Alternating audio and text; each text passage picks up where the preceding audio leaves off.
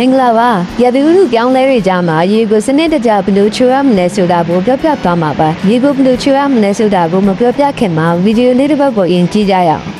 ကျွန်တော်ရဲ့ channel လေးကို like and subscribe လေးမလုပ်ရသေးဘူးရှင်လို့ like and subscribe လေးလုပ်ပေးခဲ့ကြပါဦးခင်ဗျ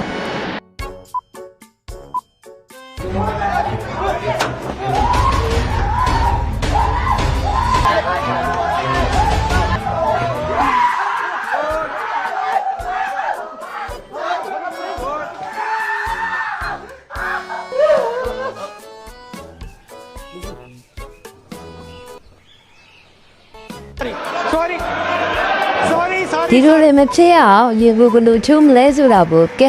ကျွန်တော်တို့ကြည့်အောင် let's go